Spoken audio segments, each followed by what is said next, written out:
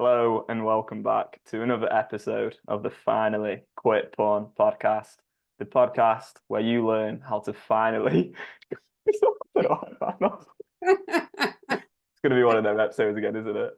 Uh, this is the episode to learn how to quit porn for good. And we're joined again by Mary Paulus. Mary will be in most episodes, but not every single episode.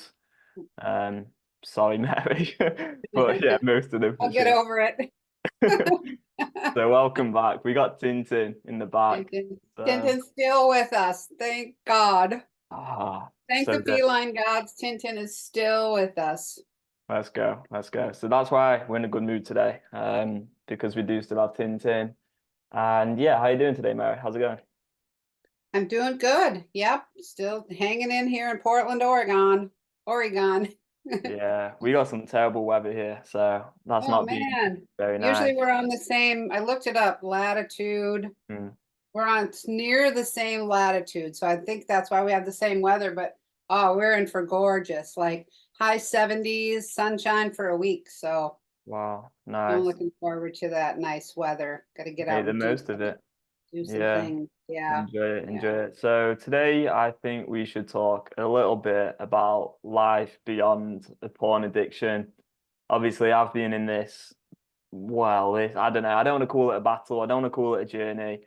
What I'll say is I've had addicted neural pathways to porn for a long, long time. I think that's the best way of putting it because something I was thinking about earlier today is that I now have completely separated out who I am, my identity, and how I like see myself from the addiction. Like in the past, those two things were kind of merged, but now because I understand the neuroscience so well on this, it's like the addictive neural pathways, they are me, they are part of my brain, don't get me wrong, but I don't associate myself with those. And this is like quite a big shift because in the past I'd talk about shame and I'd talk about maybe a lack of confidence and how I viewed myself and all of that, but nowadays I've just totally detached like who I am from the addicted part of my mind, and that's just something that's kind of happened through working with you and working with the guys over the last 6 months, and it's been really nice. So I think what we could maybe talk about is like life beyond porn addiction. So just Yeah. opening up that conversation to you then, Mary, what do you think has helped me get to this position now where I am finally free from pornography for good? Well, I think that is a major shift in, you use the words a few times that was like who I am, I think with addiction, people, I mean, it's so all consuming that that becomes their identity, and especially when you start using pornography at a young age. And I mean, a lot of the addictions, well, food for sure starts at a very young age. Drugs and alcohol, usually people are teenagers or whatever, but with the porn, it's like you guys start, like, I don't know, 10, 11, 12 years old, whatever, when you start getting interested in that.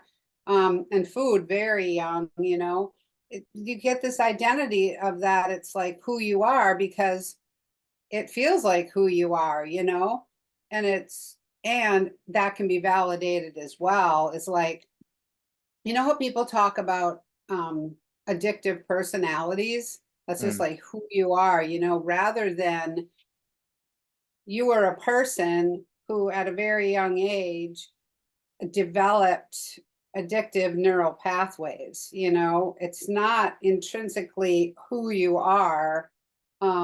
It's just it feels like that because you develop these coping mechanisms that with these addictive behaviors that change the way that you feel.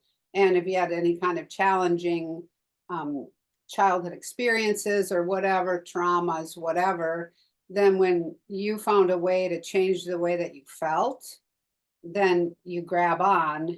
And so then you continue to, you feel like, oh, I want to change the way I feel again. And that's how, and then you act on it. And that's how those neural pathways become developed.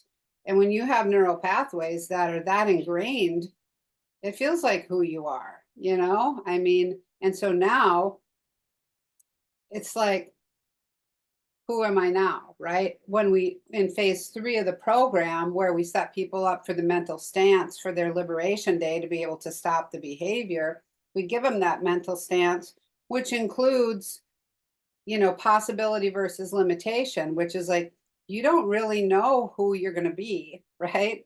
But you know that being stuck in an addiction, you're not going to be happy. So there is that limitation. So, and the addictive part of the mind can kind of want to pull you back to that familiarity, but not knowing who you're going to be without it is certainly not a reason to stay in, even though the addictive part of the mind grasps for any reason, because people have feelings of deprivation. Looking for a reason that they're doing it, or whatever. Or all of the advice out there that is like, you need to figure out why you're doing this. It's like, well, sort of, yeah, maybe figure out why. But generally speaking, when people are in that compulsive desire, they're not in a position to analyze that desire. Do you know what I mean? It's like, that's why we get them to just get into that track and be able to change it rather than figure out, why am I feeling this way, and get, back 10 years, 15, 20 years in their life to figure out what started it. Kind of doesn't really matter what started it, it's how you're going to get out of it.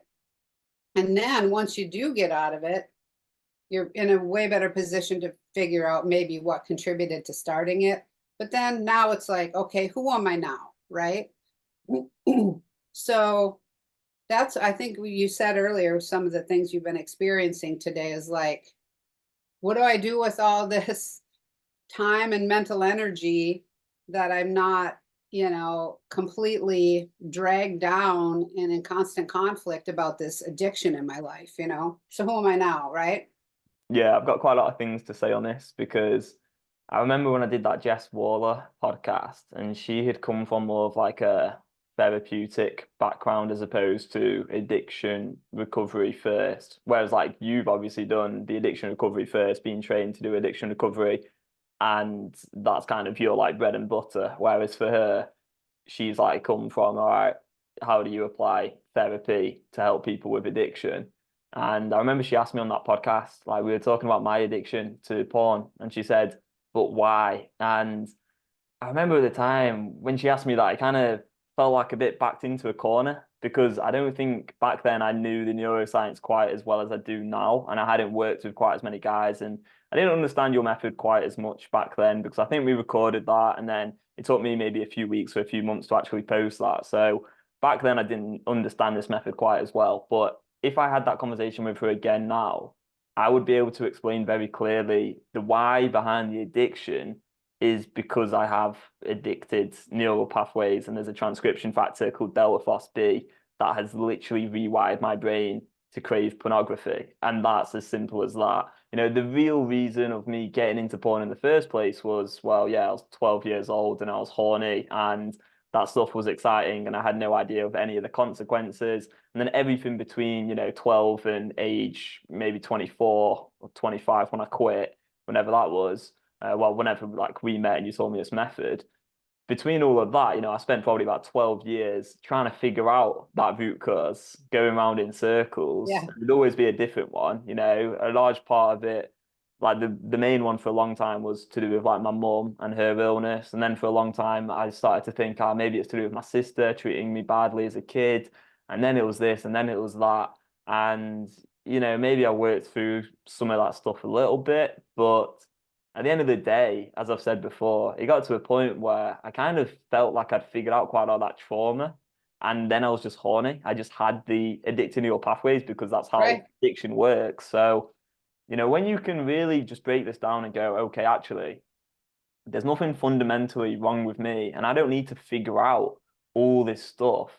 All I need to know is that right now, in this present moment, I'm in control of myself. I've got a choice, and I can deal with any urge that comes my way. And then that's that. You don't really need to think about this problem any longer. If you want to go do the internal work and get into the therapy and understand yourself Yeah. better and understand different things about yourself, I am a huge, huge advocate for that. I really genuinely am.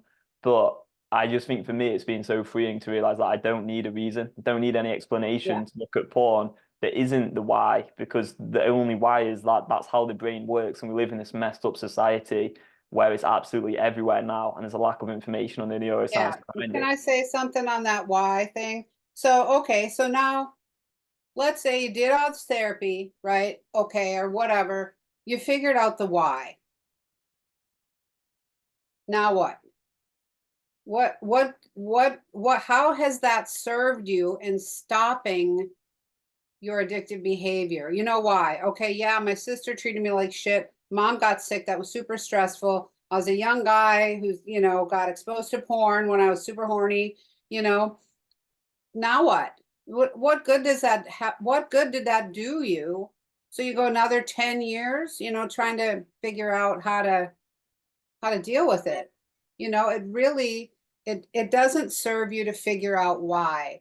And it can serve you, well, there's another thing I want to say too, is we talk a lot about being able to just deal with stopping, right? But that's a whole, that's our entire program. There's a lot, stages to being able to stop.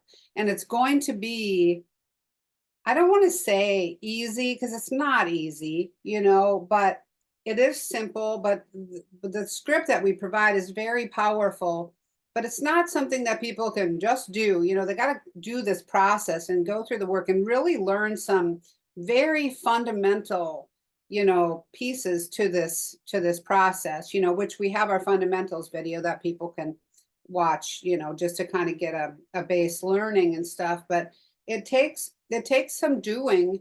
It's just, you can do it. And I don't want to oversimplify that process, because it takes some doing. But really going at it from the wrong perspective, figuring out why you're doing it, is not going to help you stop the behavior. And I feel like it's globally, that's what people think, that like if you figure out why, I mean, you can figure out why you got addicted, maybe what contributed to that, but that's not going to change the neural pathways. I'm Yeah. sorry, I feel like a broken record at this point. It's like Well, I think it's it's useful for people though, because the thing I yeah, want to get across, and like I always want to get this across, but I understand like the actual science of it all now, so I can actually say my points with even more chest and like confidence than yeah, ever before, is that there really just isn't anything wrong with people for having this problem. As I say, I've yeah. just totally detached the porn addicted neural pathways from like who I am and from who for other people it's the exact same as well. Like, I look at our clients and we talk to our clients all the time, and there's never been a moment in my head where I've had any single like judgment of who they are for what they've looked at, what they've done in the past. Like, Me genuinely neither. not crossed my mind. And that's Yeah. not coming from a place of me trying to be all like compassionate and like a good guy. It's simply Uh, because I understand the neuroscience. Like, it yeah. really is that simple. It's like, well, it just wouldn't make sense to judge someone for that. It's like, well, yeah, obviously your brain's wired in that way. It's inevitable. Yeah. And it's no wonder that there's millions of guys now in this situation, and why this podcast is getting more and more listeners, and we're getting people messaging us and stuff like that. It's like, well, yeah, it's because we're living in this like porn addiction epidemic. It's absolutely crazy. The other thing that I want to talk about, and I don't know if I've lost my trail of thought, have I?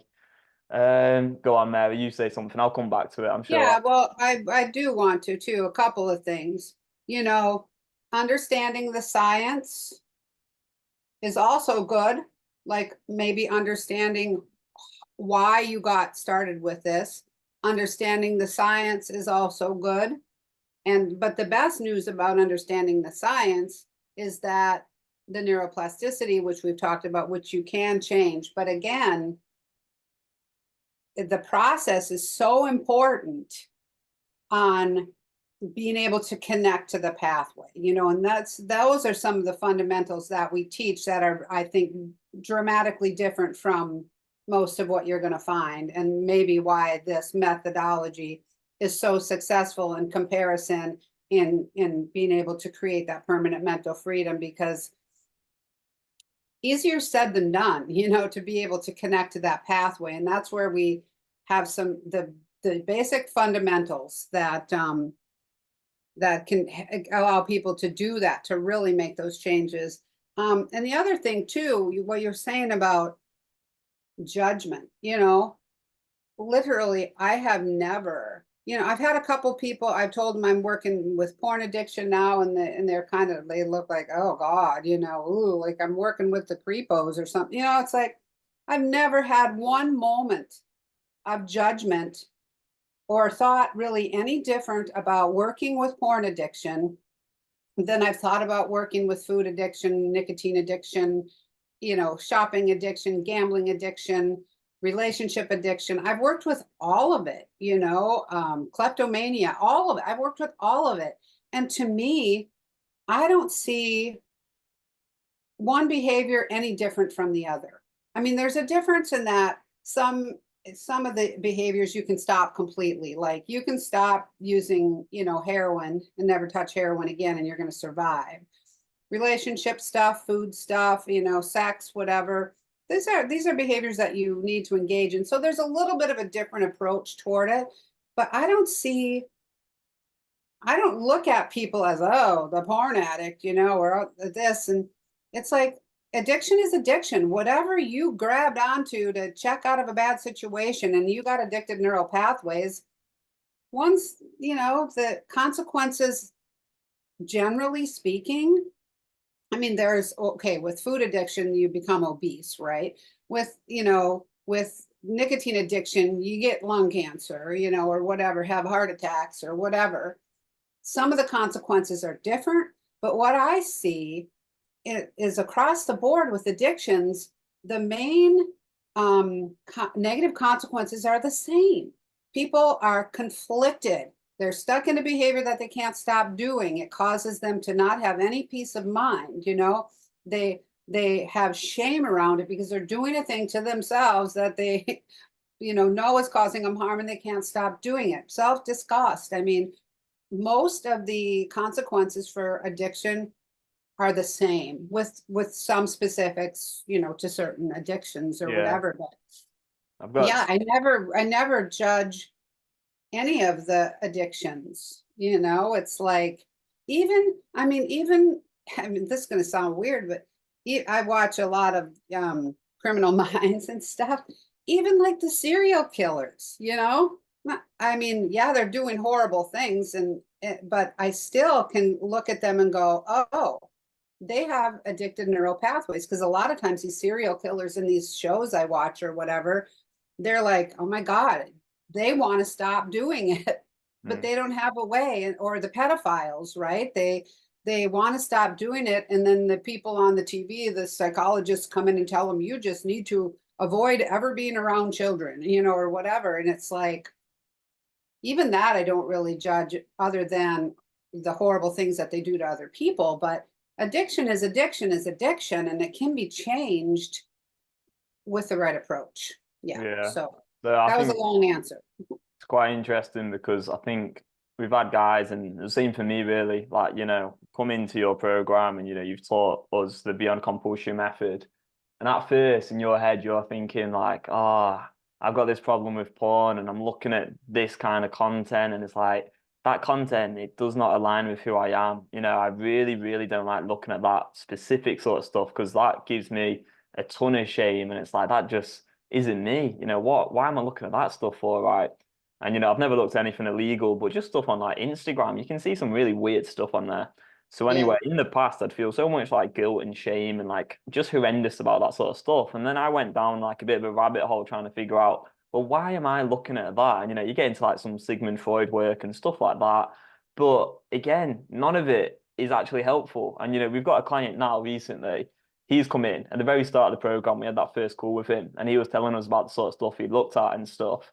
And it's like, since that very first session, after about 10 minutes of talking about that, we have not talked about the specific stuff that he has chose to look at in the past once. Yeah. 'Cause it's just not relevant to the program. It's not It's not relevant to addictive neural necessary. pathways.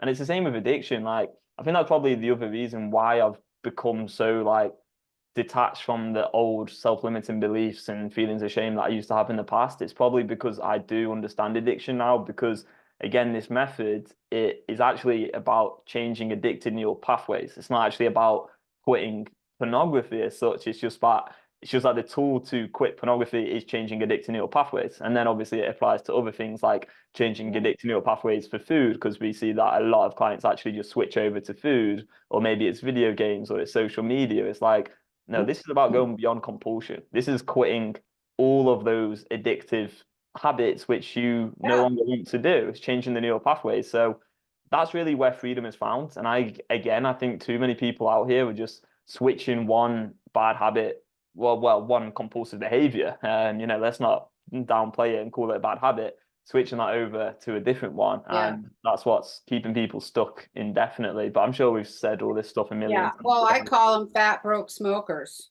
I mean, I've called them, I mean, it doesn't sound very nice or whatever, but the truth is like you have the or the smoker who now they'll go, oh, someone will teach them, well, just start chewing on cinnamon sticks or chew gum or suck on candies or whatever.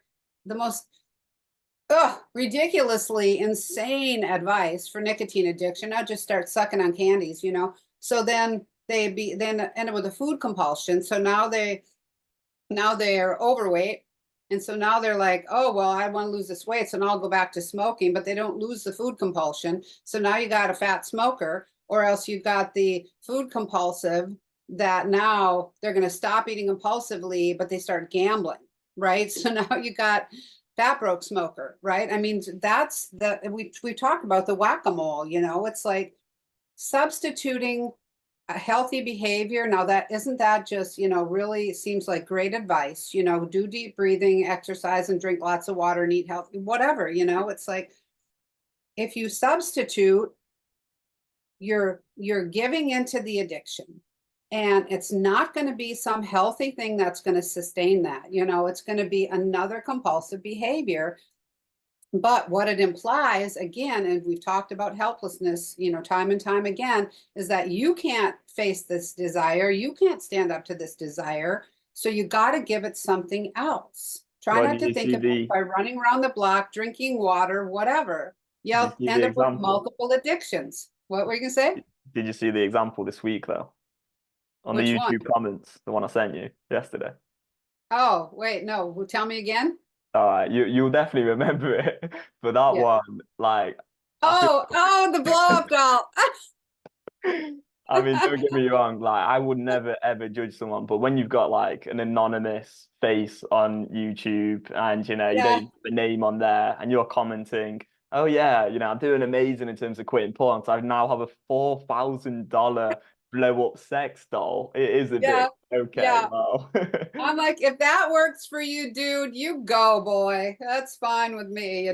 But Yeah, the thing is just to get back to the who I am stuff, and getting beyond the compulsion. It's like, okay, now what do I do with all this extra energy and mental energy, is like the one thing you need to watch for is that junky thinking, like somehow that being in an addiction was preferable.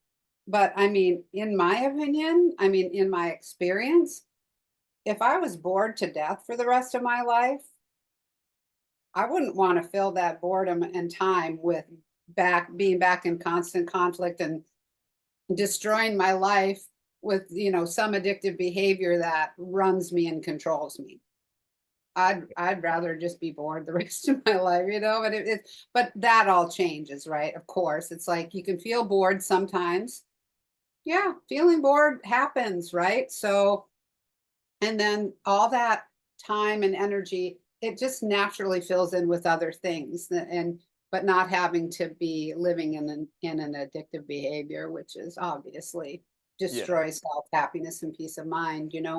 Yeah, I mean, I think, oh, I'm just bored or I had nothing else to do. That's just like classic junkie thinking anyway. It's Classic. very, very common. We see that quite a lot. And really, I think the thing is, the mind is always sort of looking for problems to solve. And I think that was the problem that I had in the past, is I was just going around in circles, trying different methods, trying different new tips and no fap videos on YouTube, trying to find the perfect hack to learn how to quit porn. The reality of quitting porn, if I'm honest, like, don't get me wrong, it is very, very comprehensive and there is a lot to learn, and you do need to change how you think. But in a way, the reality of actually quitting porn is somewhat boring.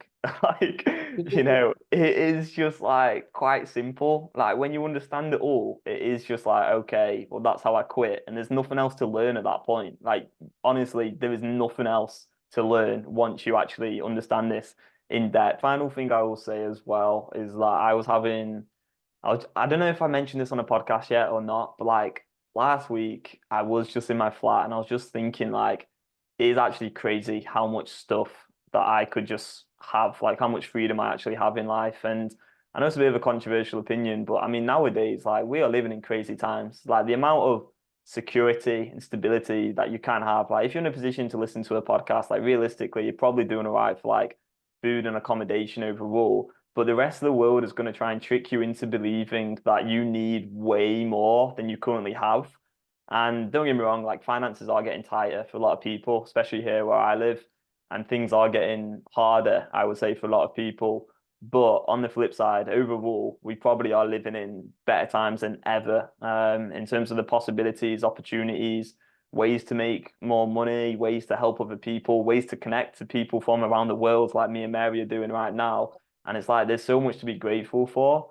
And when you go beyond compulsion and you have that combination of a free mind that's not addicted like everyone else, and you actually have all this like abundance around you every single day, it's kind of like you got a lot to be grateful for. And I'm not always feeling happy, I'm not always feeling in a great mood, but sometimes you do have those moments. You just look around and you're like, oh, I'm so happy. And you go see a friend and it's just like good times and you have a laugh, and then you wake up and it's like, oh, let's do it again. So yeah, Same. just want to leave it on that note, and yeah, go get that fundamentals video. I think it will help you, and we will see you in the next podcast. Take care. Bye bye. Bye bye.